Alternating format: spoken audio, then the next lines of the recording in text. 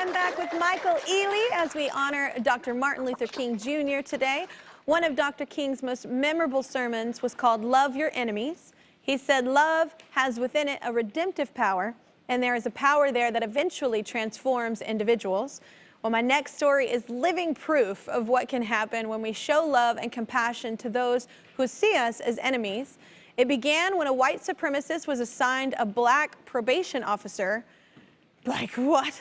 And now this unlikely pair share a beautiful friendship. Let's welcome Michael and Tiffany, everybody.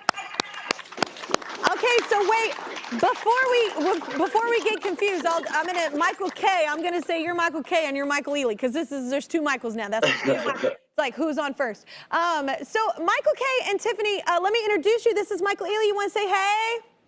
Hey. Of course. Hey. He said, of course. I love you. Well, Michael. Oh, and hi, Michael K. too. I know, I love it. So, Michael K., you were involved in the white supremacy movement from a very young age, right? Yes, ma'am. How did that happen? When I was like 3 or 4 years old, my family moved us to Pennsylvania. We lived in the projects, and we were like the only white family there. So we got bullied a lot. We got picked on a lot because we didn't fit in with everybody. You know, and it's just, I had a few bad encounters and stuff, and that just started stemming my hatred and my dislike and discontent. And when I got about 12 years old, I was locked up for, believe it or not, shoplifting condoms. Oh my gosh, I'm freaking out because I have a little boy, and oh my gosh, that is very young, Michael K. Yeah. Oh. Yeah, it was. So I ended up getting locked up, and that's where I got introduced to people that were like me, that were white supremacists. We had Fourth Reichs, you know, we had neo-Nazis in there. And these are people I attached myself to because there were people like me that were in situations like me. And at that time, I had a lot of anger and a lot of rage in me. For one of the things is for not understanding why I wasn't liked and I wasn't accepted. And then as time went on, I was about 15 years old. I started getting involved more with higher ups in our organization, handing out pamphlets, doing protests at the state capitol. It was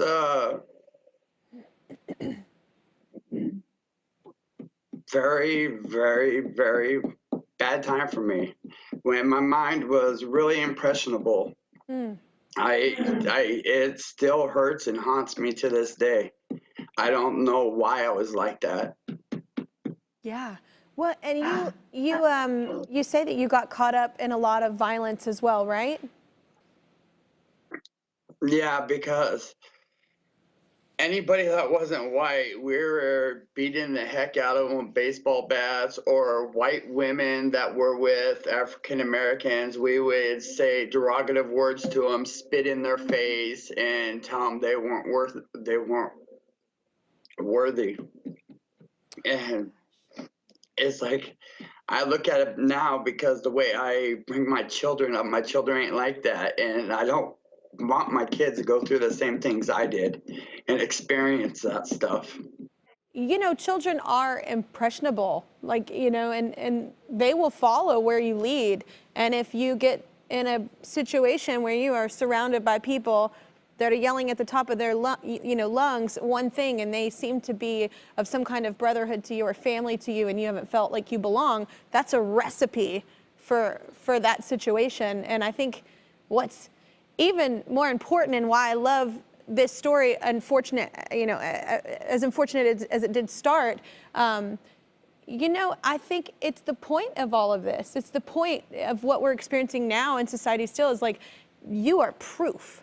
You are proof that hearts can change. And I know that a lot of us are like, oh, people will never change. People say that all the time. But you are walking proof that it's possible. So Tiffany, you were aware of Michael's history when you were assigned to him. Were you not scared to death? I would say I was nervous. I assumed Michael's caseload because the caseloads got switched and I was assigned to him. I don't get to pick and choose what cases I accept and which cases I deny. So when I reviewed his file and saw his tattoos, his criminal history, it made me a little nervous, but not to the point where I wasn't going to make contact with him. Tiffany, I'm just curious, what did you see when you showed up at Michael K's house? Like, he's laughing, like, what happened? I want to know that conversation. Well, let me tell you. So it was around dusk time, and when I arrived, his pit bull was in the yard, and I pulled up in the vehicle, the county work vehicle. I honked the horn. I went up to the dog, and the dog licked my hand. It was friendly, and I went inside the gate. And I have to remind you, I was by myself. A lot of times with my department that I worked with as a probation officer, Pinal County, we sometimes look like SWAT. We wear a bulletproof vest. You have your belt on with your gun. So when I arrived to the house, the dog was friendly, and Michael walked out of his trailer, and he had a white T-shirt on, a tank top. And you could see his tattoos on all of his arms, and he had shorts on, I believe, and tattoos down his legs. And he walked over to the vehicle, and I was standing outside the vehicle at that point.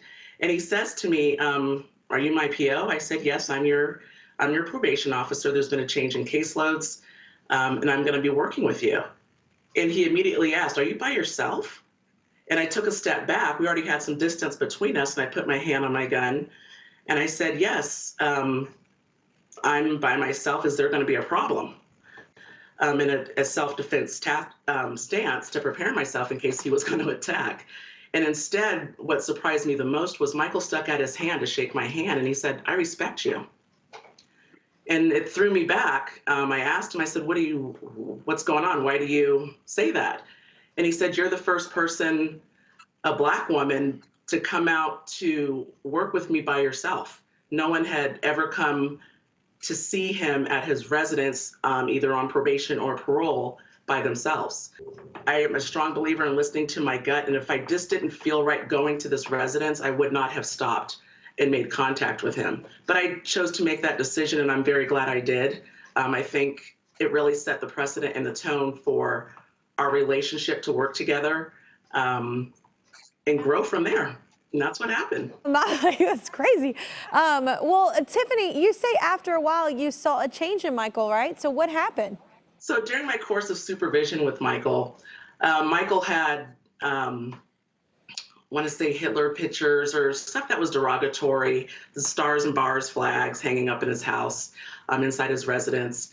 And I recall a time where I went to his house and I said to him, and I said it in a joking manner, "Michael, why don't you take these things down, all the negativity, and put up smiley faces? Maybe that will bring some happiness and, smiles to your life." And surprisingly, he did that. I really was shocked when, over the course of time, I went back to his house one day and I noticed everything was gone, and he had posters up of smiley faces in his house. And he was like, "See, did you see what I did? I took the stuff down and I put up this poster, like he said, or this poster of smiley faces." And that just really threw me back, like, okay, he's listening to me. And Michael just continued he was always respectful to me. And we just continued to establish our relationship as his probation officer, him as my client, and we just progressed. I love that. You're very bold. Michael She Ealy. was. I was like, that's amazing.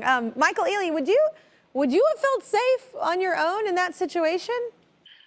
Listen, I think we owe a debt of gratitude to Tiffany because not only your professionalism, but what you do on a daily basis, in terms of trying to make the world a better place for those who have served time, and for us who haven't, in a lot of ways. And I think, I don't know what I would have done in that situation, to answer your question, Kelly. But, I think if it was my job, then I think perhaps I would have had the same amount of confidence. I don't know. But I applaud you, Tiffany. Thank you so much for doing that, because the work that was done in this particular situation is absolutely groundbreaking. I mean, it's groundbreaking. I agree. Hi, Kelly. I'm Karsten Reed. I'm 11 years old and I'm from Montgomery, Alabama. I'm proud to be standing in front of the Edmund Pettus Bridge, the site of some of the most famous marches for civil rights. This is where icons like Martin Luther King Jr., John Lewis, and everyday heroes who fought for justice on Bloody Sunday advanced the cause for equality in America. The inspiration of Martin Luther King Jr. reminds me that my generation must continue to stand up for equality for everyone.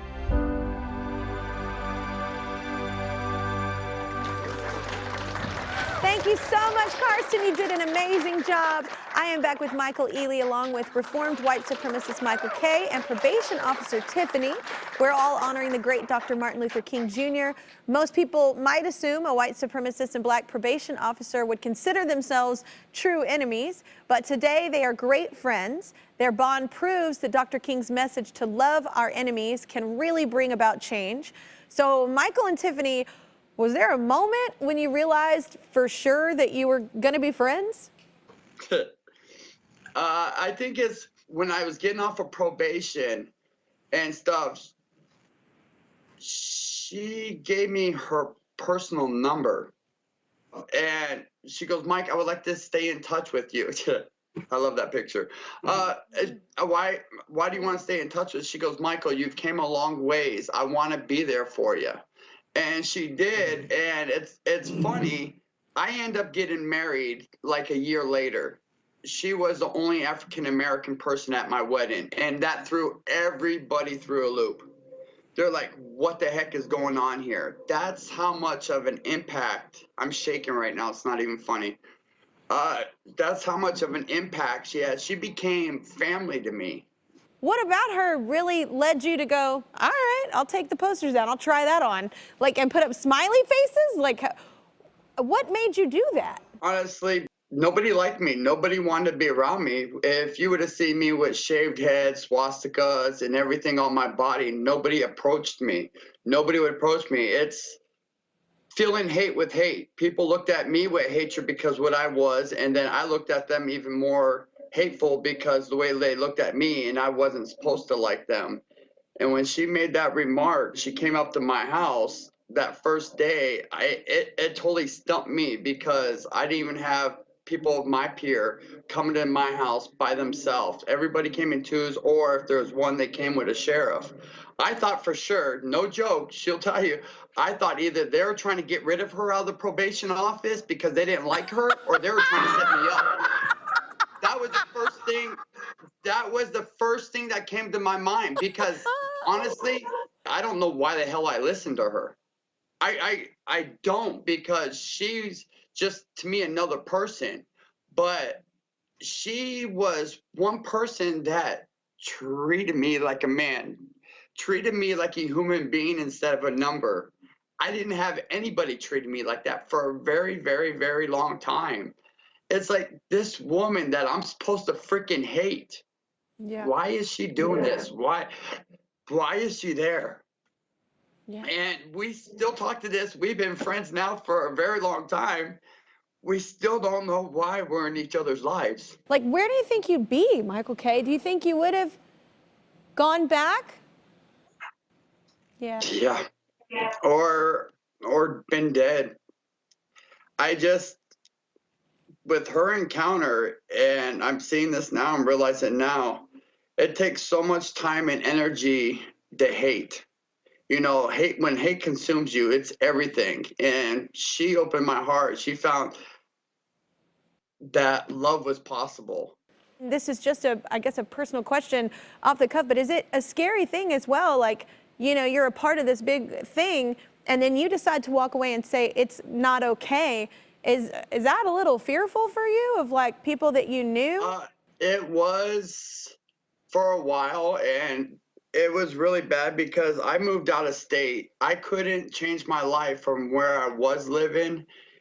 Don't get me wrong, it came with a really big sacrifice.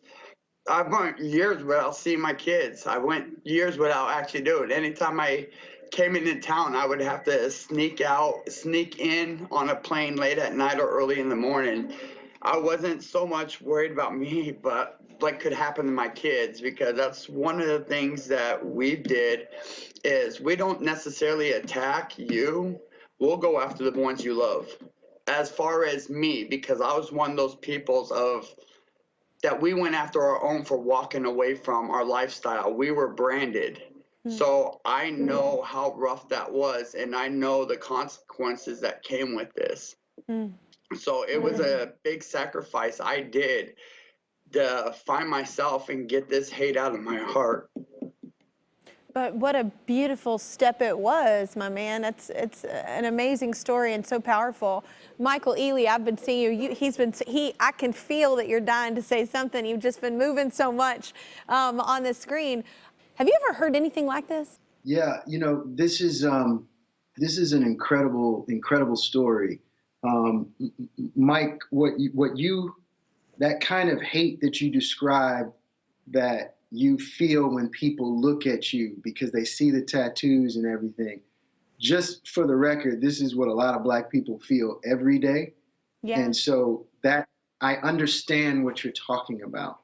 Two, Tiffany, I think you are living proof. You're kind of an angel, to be honest with you. And you're living proof that if you can lead with humanity, respect, and love, then the barrier of hate can be broken.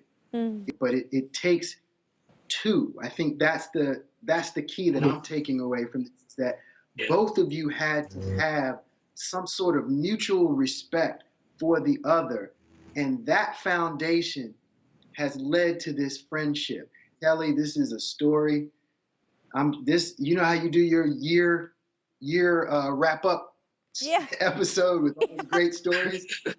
I don't know how you beat this one. My God, this is fantastic. Fantastic. No, I was so moved by it, and I think what you said is it does take two people. That desire, has to come from both sides, of the story. And so I really hope that this story affects people on the level that it did in my heart. Like, because I'll tell you what, I'm with you, Michael. I was like, when it comes to not only the year end, but however long I do this show for, this will be one of my favorite moments of any season. Thank you so much, y'all, for joining us today.